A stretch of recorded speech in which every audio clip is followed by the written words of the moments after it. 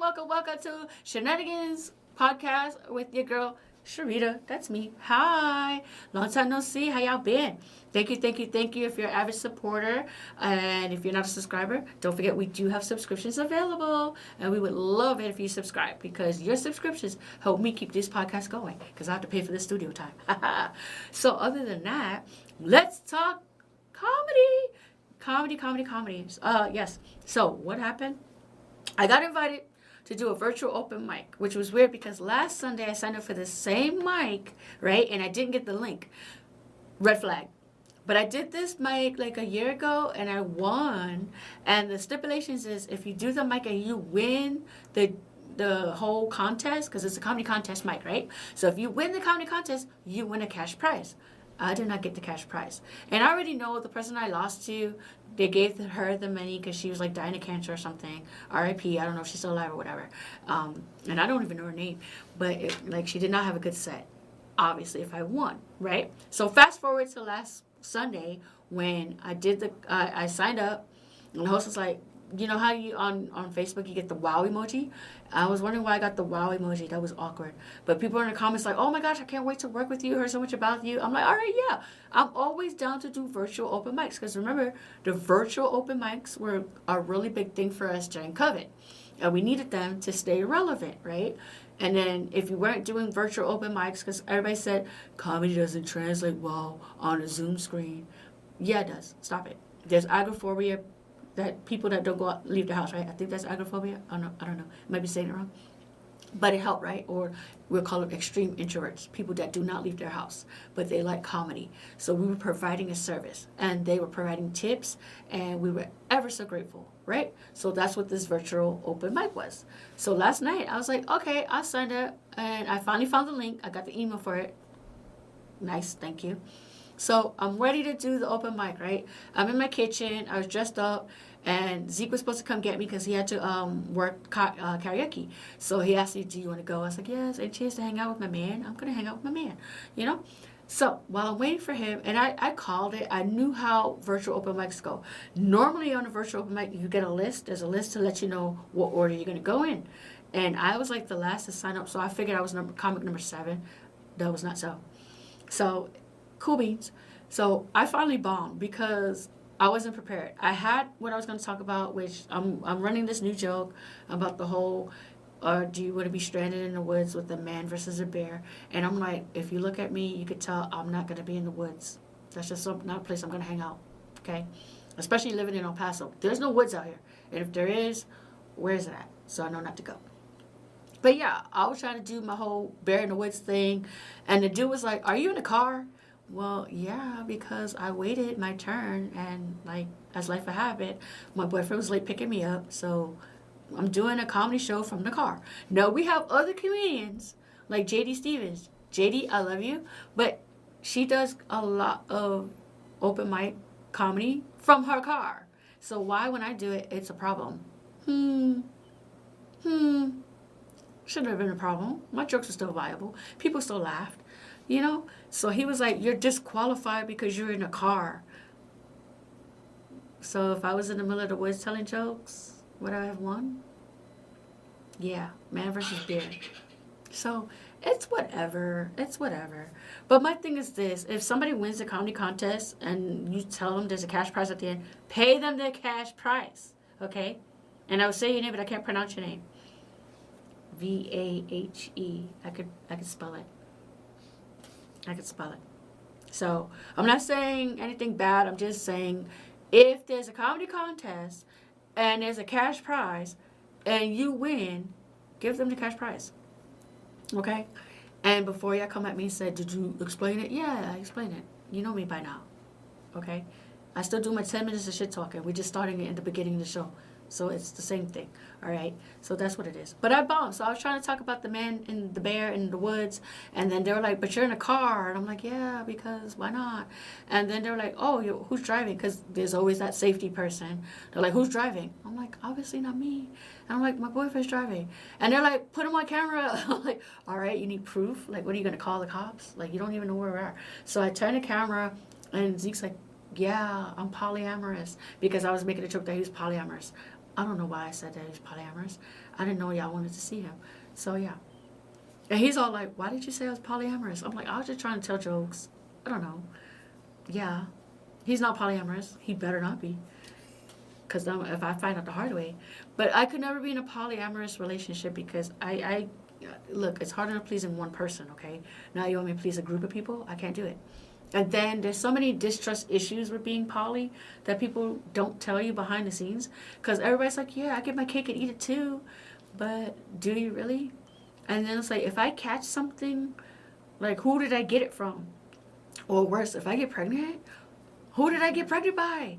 And I gotta wait. And the DNA test, it's awkward. It's awkward. So no, I can't do poly. And then swingers came up.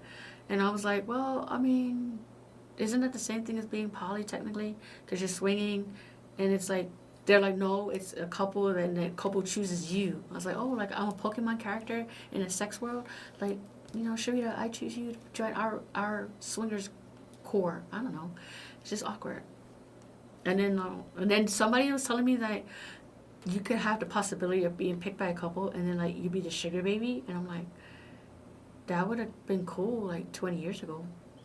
But like when you're like deep in your 40s, almost 50, trying to be a sugar baby, that's like awkward. You know, like, it's flattering, but it's like, I don't have anything for you to pay for, like, you know, my nails maybe. I don't know. It's just awkward. And then if I would take on a sugar baby, no, I have 4 kids. They're sweet enough. Trust me. My money goes diligently to those 4 kids. I can't take on any more. I'm not paying your rent. I'm not paying your way through life. Just can't do it. Just can't do it. So yeah, so that was it. So yeah, we were on a virtual open mic and I bombed because I got disqualified because I was in the car. Not them, and everybody was like, in a comment section, they were like, no, but her jokes are funny. Like, no, she qualifies. He's like, no, I didn't want her in the car. Dude, you didn't know I was in the car anyway because my virtual background was blurry. It was blurred. But what got me was the dome light. So I was like, yeah.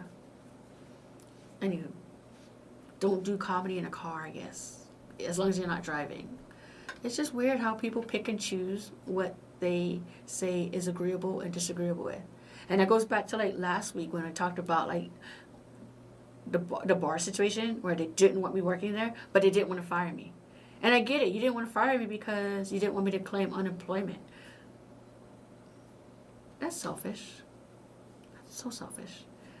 You have the funds, kind of. Pay me my unemployment. Because what's unemployment now? Because we found out I was working like for like $5. So unemployment, I would have got like $25 a week. It's not a lot. So yeah. So comedy. That's comedy.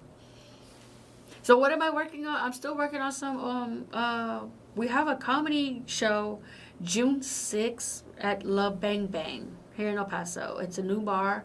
It's a very nice establishment. We did a comedy show there before, and it was the Hot Wings comedy contest where you're supposed to eat a hot wing and then try to tell you jokes. And I got lucky. I just had a regular ass buffalo wing, but I have braces, so the braces kind of defeated me. And I'm trying to tell jokes, eat a chicken wing. It was fun. I had the best set of the night, as what I was told by the bar owner. So thank you, La Bang Bang. So we'll be back over there. But it's called Unpolitical Political something. So we have to write jokes about politics. Now here's where I'm a little skeptical because I'm still in the military. So I don't know if I can like be a part of that. But it's just jokes. It's supposed to be satire. So I got to read up on the UCMJ, the Uniform Code of Military Justice, to make sure that I can participate and not get hit with like an Article 15, you know, because I'm telling jokes. Because everybody's so sensitive nowadays, you know. So it's like you got to be careful what you say. You still have to be careful what you want to talk about. You still got to be careful whom you talk about. Listen, you can't sue me in civil court. I have nothing at all to give you. Okay, so if you take me to court because you want to claim slander, you want to claim libel, you want to claim some unfair, unjust, uncommonality, you're going to lose. Because I'm going to show up, and I'm going to tell the judge straight up, like, I don't know what he's talking about. I have a TBI. I don't remember. That's just it. That's just the way it is, right?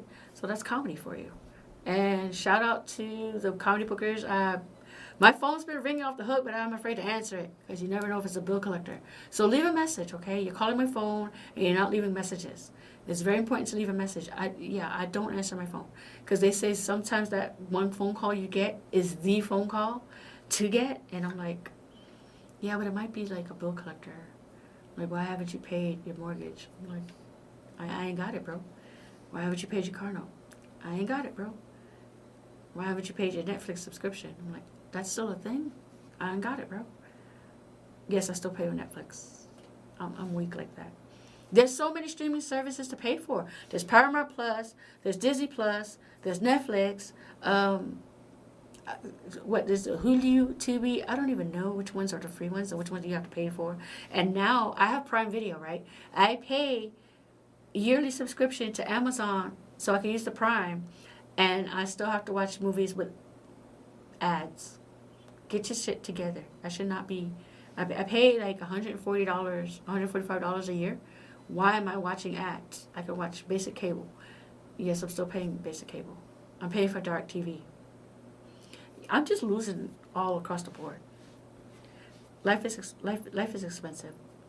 And it's like, have you ever tried to call dark TV and cancel? And they're like, no, we'll give you we'll lower your bill for this month, for the next 3 months, we'll give you the promo, the new subscriber promo, and then your bill's like $40. No, it's not. Because my dumbass bought my phones through AT&T, and I still haven't paid those phones off. And I don't have one phone through AT&T. I have 3 phones through AT&T, and 2 of them are not paid off. That's where they get me. So my bill is like $1,500 a month. Well, it's not $1,500 a month, but by the time I pay it, it's $1,500 by the time I pay it. So I let my bills pile up because you can do that in America, right? Is there a grant I can apply for? Please let me know. So I'm going to pay my bills this month, actually. But enough about bills and enough about shitty comedy telling one-liners to a room full of comics. So sad. It's Memorial Day weekend. I hope you have a great Memorial Day. We do want to say, remember those who did not make it home. And let's talk about it because people are still confusing Memorial Day with Veterans Day because they're like, thank you for your service. No. Memorial Day. You're remembering the people that passed away, the brothers and sisters that did not make it home from their deployments, that did not make it home from a field trip, that did not make it home from a regular day exercise. People who have died on active duty, they were on active duty orders, right? And they were in Kuwait, Iraq, Afghanistan, Jordan, Egypt, Romania, Poland. We have so many, Honduras, Panama, okay, Vietnam, Korea, South Korea, because you're not supposed to go to North Korea. We have so many, there's so many wars. We had the Korean War, World War I, World War II, Vietnam War. We had Operation Enduring Freedom, Operation Iraqi Freedom, right?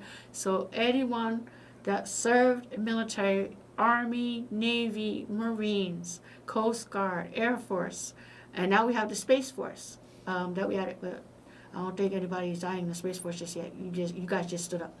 But if you are in any of those branches and you served and you passed away untimely, this Memorial Day, that's what we're celebrating, your memory. So please do not tell a veteran, thank you for your service on Memorial Day, because we would be walking ghosts. That's awkward. So Veterans Day is November 11th. That's when you thank us for our service, and we go to Golden Corral, and we get a free meal, and then we listen to the Vietnam veterans talk shit about us OEF and OIF veterans, and people fight over handicapped parking spots. Like there's not enough to go around. Okay? Yes, I have a handicap plaque card. Why are you mad at me? I earn my veteran status the same way you earned your veteran status, sir. I just don't wear my hat everywhere I go. And yes, please stop forgetting that us women serve too, right? So also, happy Memorial Day to the women who have served, the Women Corps, the Nurse Corps, before they got selected into the Armed Forces Corps. So yes, there's Armed Forces Corps that a lot of people don't know. And then the Quartermaster Corps was predominantly made of women, all right? So they were nurses, secretaries, admin. Well, there's other types of admin besides secretaries. But yes, that was the Women's Corps. And now we've evolved. We don't just serve coffee, we serve bombs. Yes. So thank you. And that's who you thank. Happy Memorial Day if those have passed, okay? And they are now including the suicide because now they're doing suicide awareness. So the 22 a day, it didn't go away. We still have service members that are just not making it through their grief, not making it through their debt, because a lot of service members, when they get out, they're incurring debt because all the ducks are not in a row. You have to apply for services, you have to wait, and sometimes they are being denied services that they have rightfully earned. For one reason or another, it's just the system is still flawed, okay? So let's fix that, figure out how to fix that. And be careful who you donate to. You have the Wounded Warrior Projects, the Red Projects, which is Remember Everyone Deployed. We have so many different organizations that you can support. So be careful and do your due diligence in researching so that you're not being scammed out of your hard-earned money and trying to do your good deed. And we always thank you for your good deed. So yes, today's May 28th. It's Memorial Day. We'll remember those who have passed away serving in the military, okay?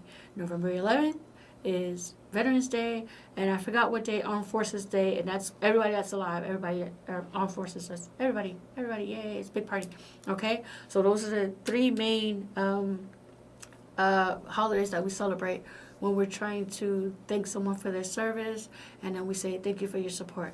And don't feel weirded out when you say thank you for your service and the person just stares at you, because we do not know what to say, because it's still awkward to hear somebody thanking us for doing something that we volunteered, we raised our right hand, we signed on the dotted line, and we're proud to do it. We're proud to go out there, kick doors down. We're proud to go out there and there's a lot of behind the scenes that you guys don't know about, but we're proud to do it. We go out there, we put our best foot forward. It's always our military left, and we just go out there and we serve. So we are still proud to serve. Yeah, everybody bitches about their job. Everybody does it. So it doesn't matter whether you work in a law firm or you work in a hospital, you work at a dentist's office, you work at a bar, wherever you work, everybody bitches about their job. So if you hear service members bitching and moaning and groaning, you have to remember there's 24 usable hours in a day, and sometimes we work 36 hours. So when you do the math, we're working 36 hours at a time. We're getting 4 to 6 hours of sleep,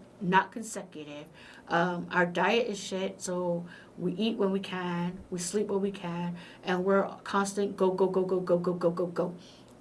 And sometimes we get the short end of the sticks because in the military, like, we all get paid the same wages and you get promoted, depending on when somebody says, you know what, you've been doing a good job, you're ready for the next higher responsibility. So you have to wait for someone to say that you are ready to be promoted. We don't get promoted just because, we have time and grade and time and service requirements. Time and grade, meaning if you're private, you're only supposed to be a private for like 3 months and you're supposed to get promoted, right? Or you're supposed to be a staff sergeant and you have to be a staff sergeant for 3 years before you get promoted to sergeant first class. So there are time and grade requirements, just like there are time and service requirements. So you have to, if you have to wait the 3-year commitment to get promoted for the next grade to be eligible, then we do have to wait our time and grade and our time and service requirements. Otherwise, everybody would just raise their right hand and just be promoted off the bat, and it would be crazy. But no, unfortunately, it's not so. Somebody has to say, well, usually your first line leader, your supervisor has to say, all right, you've been doing, if you get your quarterly and your monthly counselings like you're supposed to, we call them quarterly counselings. In your civilian lifestyle, it might just be an evaluation where somebody sits down with you and says, all right, you've for these 3 months, you've been doing this, that, and the third. You've excelled.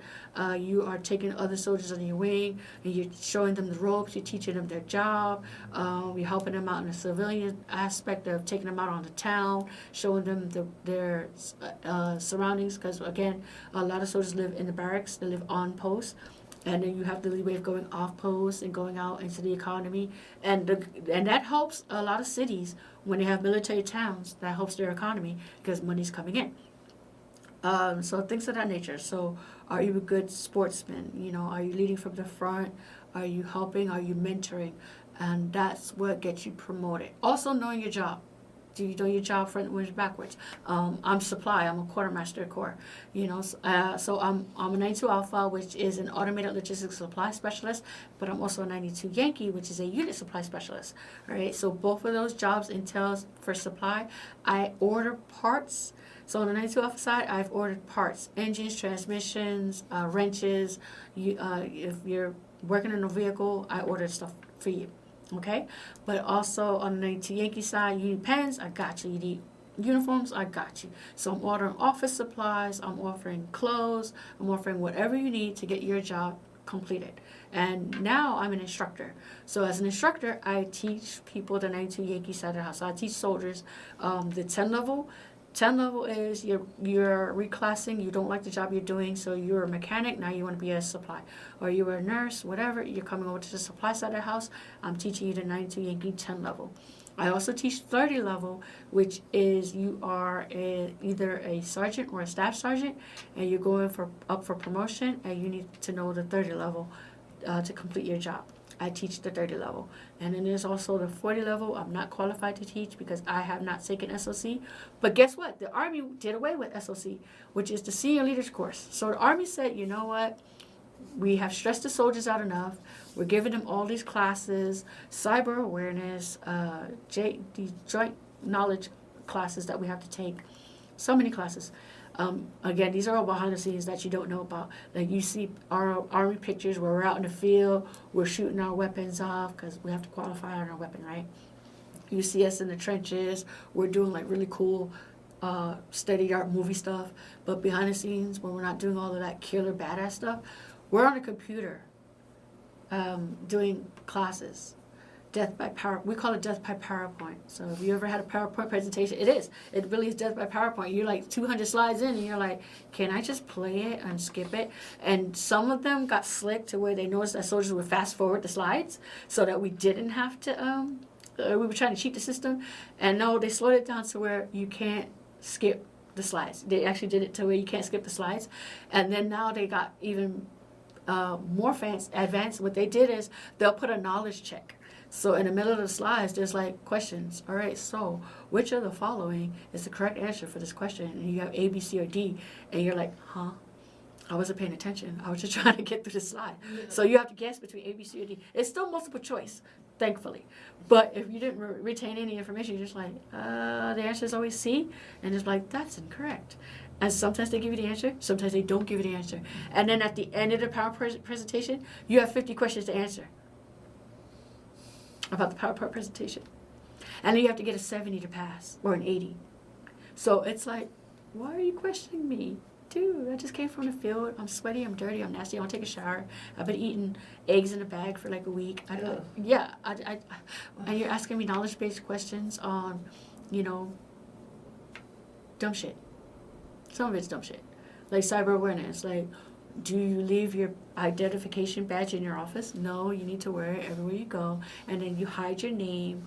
I don't know, it's just weird. If you leave the building for a day, do you take your badge with you? Well, if you have to get back in the building, yes. But you have to put it in your pocket. You have to be inconspicuous. All these weird things. Or if you're checking your emails, they want you to know which email is spam and what kind of spam is it. Is it phishing? Is it malware? Is it, I don't know, Peter Pan? Who knows? Sometimes you're so tired you don't even want to look at your emails. So yes, that's what we're doing. So the Army said, you know what, we're going to take away all the online classes. Well, the younger generation is like, but how do we get promoted? Because we needed these classes to get promoted. They're called correspondence courses. You go online, they're free, you sign up for them, you get promotion points, bam, you made it. And those points, they were worth 150 points. But the grade scale to get promoted was 800. Some MOSs have 800 points to get promoted, like me, the 92 Alphas, when it was always 798. Like, why is it so high? But the 92 Yankee side, the points would be like 560. Like, you just had to get 500 points to get promoted. There's some MOSs where it's lower than that, but again, it's because how many people do they need to promote? So people were not understanding the promotion point system. And then they had the order of merit list. So if you're on the 92 Alpha or the 92 Yankee page, everybody's putting their OML number out, and everybody's like, yeah, I'm number 1. This person's like, I'm number 25 out of like 415 people, 812 people. And people are like, okay, so yeah, you're number one, but what's your soldier at? Are you getting your soldier prepared? Do you have soldiers under you that you're doing the same for them? So if you're boasting about your all-around number because it is prestigious to be in the top 10. Okay, so if you're like from number 1 to 10 out of 400 people, my OMA number, I'm not gonna lie to you. My OMA number, I'm number 222 out of 432. Will I get promoted? Maybe. I don't know. We'll see. It happens, okay? And you're probably like 222, that's bad. For who?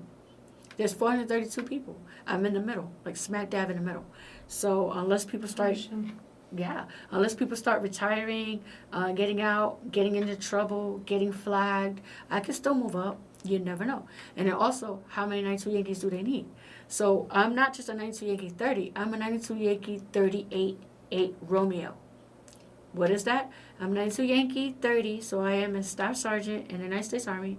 92 Yankee is my MOS, right? Which we said was a unit supply specialist. But the 38 is I am a master resilient. Oh, I'm an instructor. And then the 8 Romeo is my additional skill identifier. I am a master resilience trainer.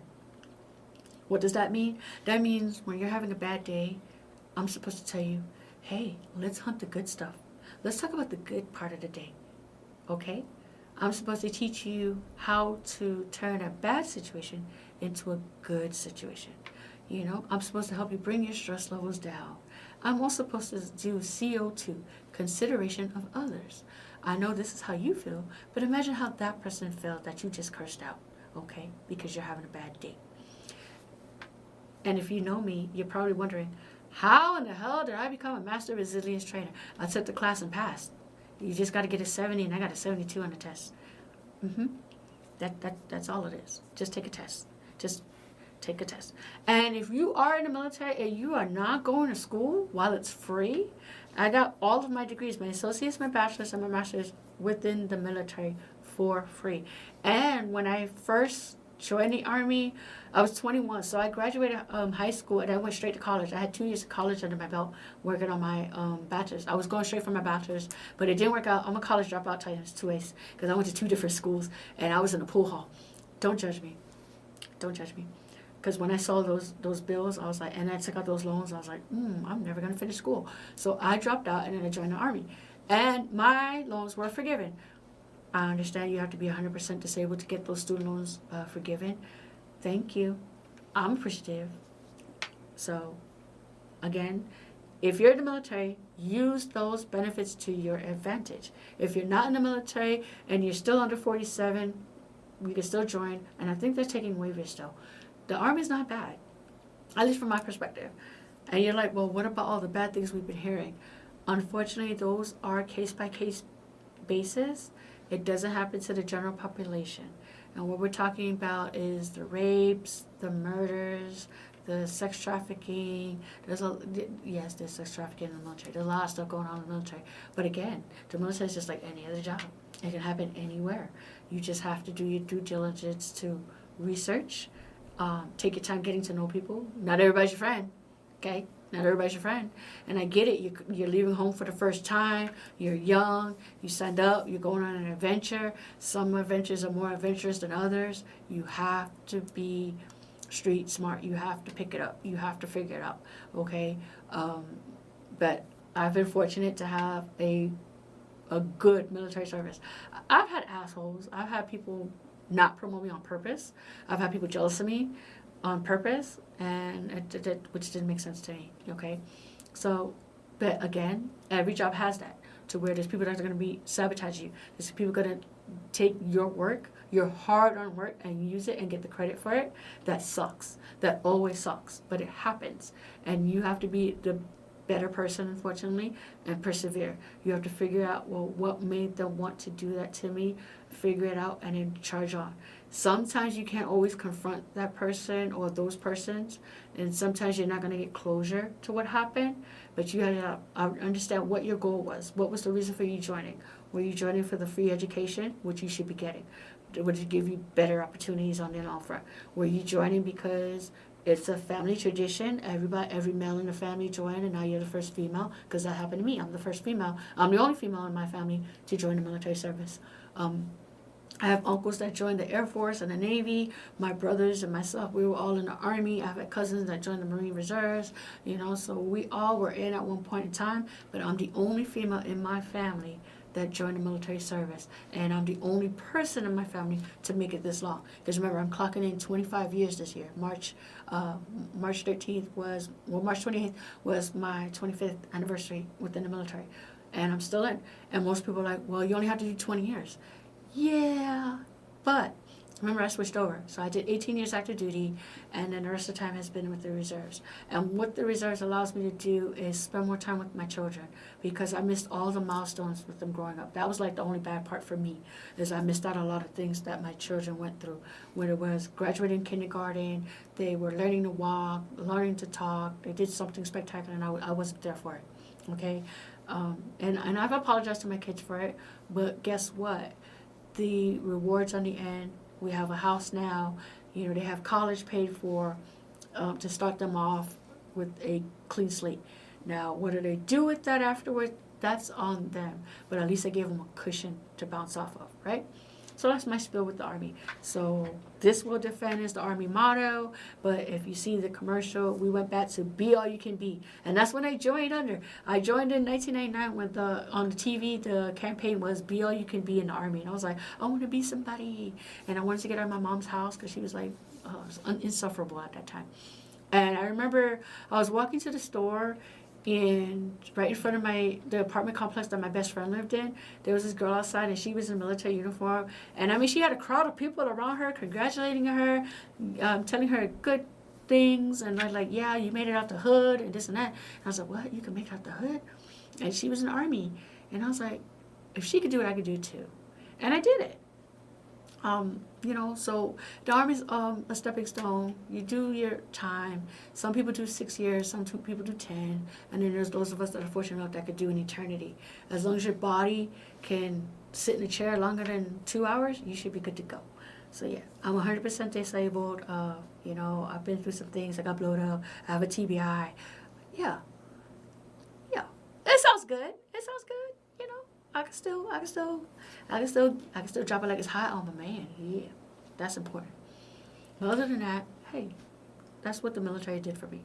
So that's the difference between Memorial Day, those that passed away, Armed Forces Day, that's everybody, and then Veterans Day, where everybody turns their Facebook profile into when they were wearing their uniform, but they got kicked out and they don't tell you that. They only did like 30 fucking days, or they got chaptered out and they're like, no, but I still serve. Now you get kicked the fuck out, but we'll let you enjoy your Facebook status, okay? And then there's some of us that we don't change our status because it's neither here nor there.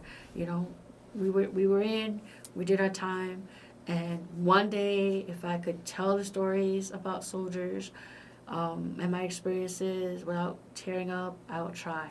But this Memorial Day, I want to give it to Specialist Dalton. I met Specialist Dalton in Afghanistan, 2011 to 2012. We were with the 3-1 here at Fort Bliss. And Specialist Dalton, I remember him specifically because I never talked to him before. He was a really cool guy. And the one thing I knew about him is he was married because his wife was in another unit. And they were deployed together at the same time. And Specialist Dalton, this was his second marriage because his first marriage, he had 3 kids. And on this particular day, he knocked on my door because I begged for a day off. When you're deployed, you don't get days off. You're working nonstop. It's 7 days a week. And you're working 12 on or 16 on, however many you get off, if you get that much. And I had begged for this day off. It was my birthday. And I've always, my birthday, I'm always deployed or I'm in the field. I'm always doing something around my birthday time. So it got to the point where I stopped celebrating my birthday, right? So it was a day off. And Dalton comes to my hooch, and if you know how our hooches are, normally we don't let men in women's spaces, and we don't let women in men's spaces. But again, it was my day off. There's nobody in there, so he had to come in, and he knocked on my door. He's polite about it. He's like, "Hey, Sergeant Gonzalez, they need you at the office." I'm like, "Okay, thank you, Dalton. Thanks for letting me know." I said, "What are you about to do?" He said, "Oh, I'm about to go have lunch with my wife." I'm like, "Because I think it was their anniversary." He said. I said, "Oh, happy anniversary! That's so awesome! Like, enjoy your lunch, you know." And he was like, "Thank you, sir." And he took we had this gator. It was a 2-seater red gator. And we all shared it within the company. It was like the coolest gator to have because, again, you're deployed and you don't have your car. We're tired of walking. And the only vehicles, we had 3 vehicles within the company. And I'm lucky I learned how to drive stick shift. But, of course, they're like, women can't drive stick shift. And they take it. They're like, sexist over there. So, yeah. So Dalton comes to me. He goes, he's going to have lunch with his wife. And come to find out, that was the last lunch. That was a harbor lunch. So Specialist Dalton was talking to his wife and found out that she was cheating on him with her company commander. And he told her, he was like, "You need to let me know if you love me at all." And he had his rifle. We all carry our rifles. Well, when we're downrange, we keep our mag in our. We walked around lock and loaded because there's enemies everywhere. The local nationals, some of them work for the Taliban, Al Qaeda, whoever. So you can't trust everybody over there. So we had direct order to be locked and loaded at all times. So with the loaded weapon, he had his M4 on him, and he told her, like, "You need to tell me right now, do you love me? Do you want to be with me?" And she told him no. And he shot himself right there in front of her in the gator.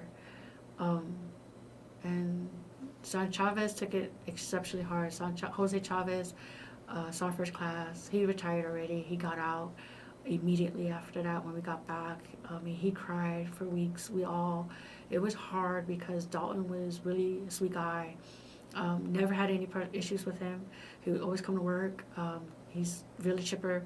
And those are the ones you remember because they come, no matter how much shit we go through during the day, they're always happy, They're always coming around, and a lot of people say, "Oh, why are you so chipper? Like, why are you always in a good mood? My life is going to shit." But you need people like that around you to let you know that the day is just one bad day. One bad day turns into one bad week, turns into one bad month. But guess what? It's not the end. There's always going to be happy moments, good days. And with Specialist Dalton, it was hard for us. And I'll always remember Specialist Dalton, the way he passed away. And unfortunately, his wife, because they were married, she did get his life insurance policy and everything, which was unfortunate because he had kids. So he had the 3 kids in his previous marriage. So it was all a mess. And we were downrange, and we had to go through his memorial. We had 2 memorials actually, and he had the hero flight, which is when we're all outside on the flight line. And they bring in the C-130 specifically for the fallen soldiers. And at the time, but right before he went away, there used to be a thing with the military that the military would not pay the life insurance policy if you committed suicide, right? But luckily that had changed. All that had changed because they were realizing that soldiers were taking their lives left and right. It was almost an everyday thing. So the Army had to do something about it because families were like, well, they paid into this life insurance policy, and they tell them that they can't have it. The families that they left behind can't have it because they committed suicide is very detrimental and heartbreaking.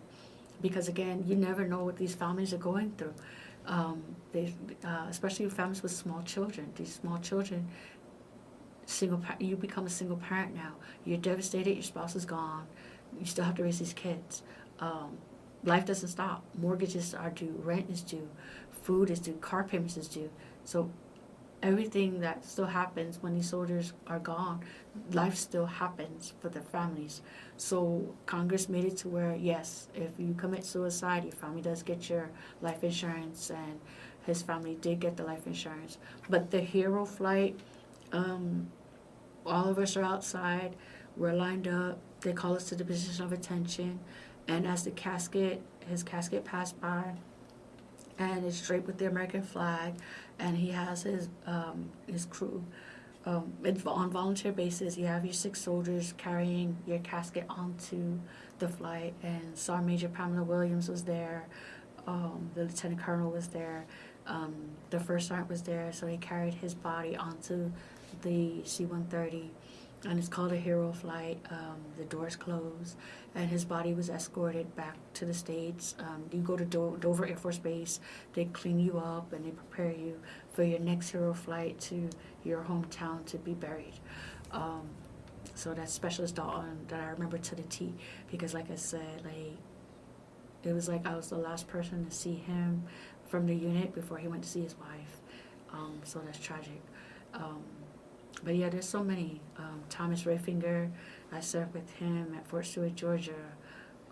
He passed away. Sergeant Higdon, with the CAV division when I was stationed over at Fort Hood, Texas. There's so many service members that I served with, and we miss them. And that's what the Memorial Day is. And we always remember them in their honor. And sitting here talking to you, so many faces are coming up right now, and so many names are coming up right now, and I don't want to do them a disservice, and I don't want to hurt anybody's feelings, because I have a lot of people that still serve with me, that listen to podcasts, and I thank you for that. So I want to honor our brothers and sisters that have fallen, whether it was a horrible accident. We had people that died in the striker fire. From IED, it's hard. These people that you were just sitting in a DFAC with, which is a dining facility, you were just sharing a meal with them, smoking and joking, telling jokes, and then 3 hours later they're gone.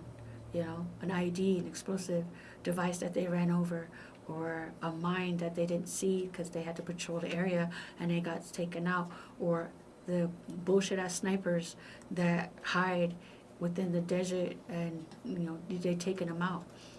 I get it. It happens. And before you come on here and sit there and say you guys volunteered for this, we know that. We know we volunteered. But we volunteered because the shit that goes on over there, you don't want it over here in the States, okay? That Sharia law, that's something serious. Women get stoned in their companies for speaking out, for wearing what they want to do, for coloring their hair, for just being a natural woman. They get stoned, okay? They're killing their women for getting raped. How do you kill somebody for something that they didn't ask for, okay? So you don't want what goes on over there to happen over here in the States. And that's what we defend. We defend the Constitution of the United States against all enemies, both foreign and domestic, okay? And domestic, when we had the Oklahoma City bombings, okay? The 9/11 bombings. We don't want that to happen again. And that's what the military is for. Now, granted, there are some times where you're going to get emotional. And you're going to say, well, I don't think that they should be. I understand that. And you have every right to be emotional. You have every right to feel the way that you do. But until you serve, until you put the boots on and put the uniform on, and you get up at Old Dock 30 and you're out there singing cadence on these runs, going for 8-mile distances, you come back and you're in the field, no shower, eating shitty food, you're getting hurt, scraped up, bruised up, okay? Until you are in our uniform, wearing our shoes, you do not get to sit there and say, I don't believe we should have a military. Because the shit we see overseas, all right, they're raping little boys. They're taking little boys and grown men as entertainment, okay? They only procreate with women to keep their bloodline strong, but they're raping little boys, all right? And that's what we're defending against. You don't want the shit that goes on over there to come over here. While you can still go to school, you have the option of homeschooling your kids. You have the option of how you raise your kids. Hell, you guys are even changing the sex of your kids without even talking to your kids, all right? So the liberties and the freedoms that you have over here in the United States, yes, like I said in the beginning, you can bitch and complain about your job, you can bitch and complain about the way of life, but what you will not do is disrespect those that have gone before us and paid the ultimate sacrifice to keep the liberties and freedoms that we have fought for over here. That's my spiel. Thank you for listening. So this has been Shenanigans Production. This has been the Shenanigans Podcast. These braces and these rubber bands are killing me every time. So thank you for tuning in. We're here every weekly. I told you I was going to be consistent, and I am consistently consistenting.